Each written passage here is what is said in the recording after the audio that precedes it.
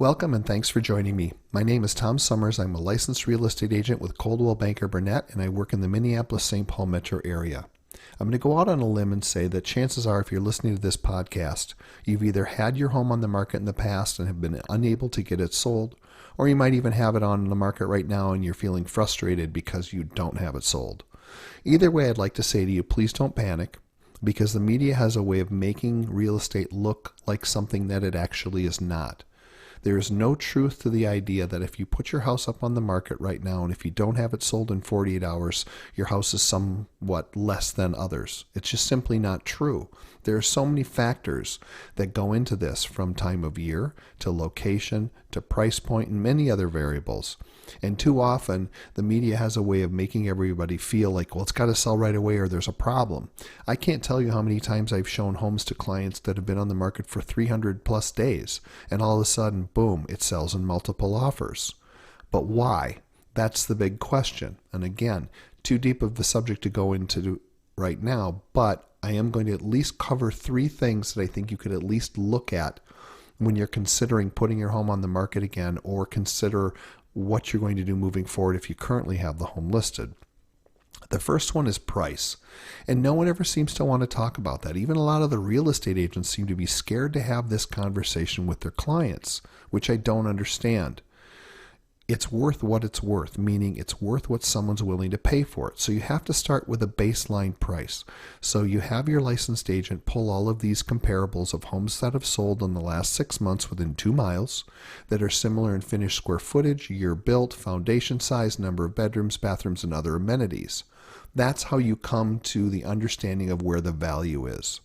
At that point, if you feel like you're priced fairly compared to other homes that have sold recently, then you don't have to make this quick jump to just drop the price, because there is some truth to the fact that once you start going downhill, that you can't get caught up.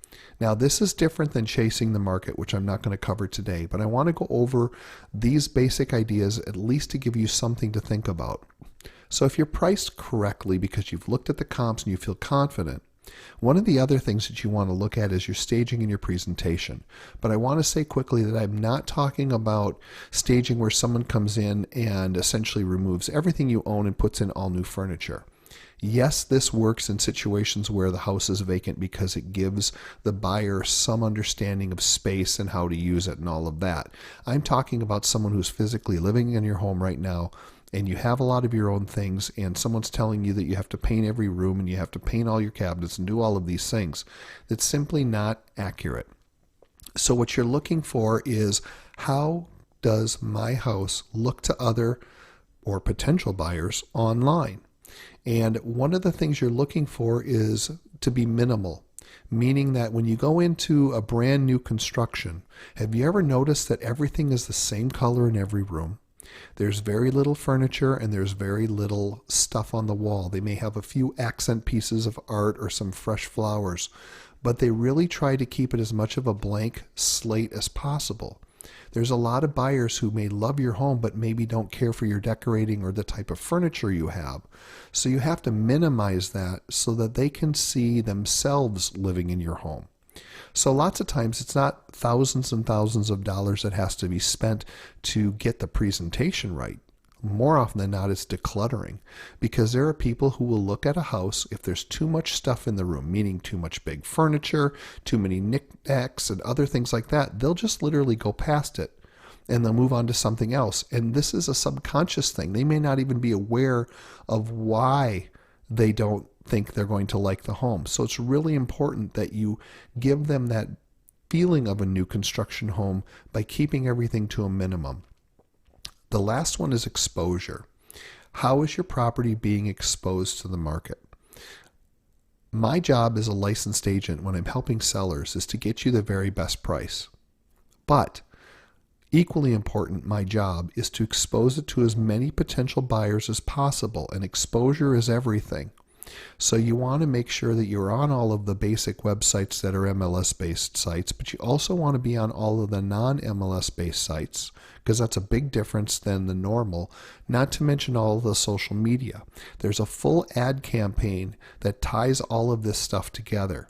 So if you've got a real estate agent who is the type of person that's going to just basically stick a sign in the yard and wait for the phone to ring, those days are over.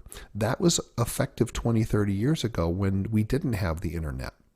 So now when we give the buyers every possible thing that they can see to give as much information about your property, we've got to make sure that it looks its best and it's presented properly. And that goes down to the detail of even how you're describing each room and the different amenities that the home has. If you have any questions and you're in the Minneapolis-St. Paul metro area, I would love to sit down with you and have a conversation. I promise you that I'll listen and I'll be honest, and I'll give you my professional opinion of where you stand. Please feel free to reach out. Thank you for taking time to listen today. I hope some of this resonated with you, and I look forward to hearing from you in the future.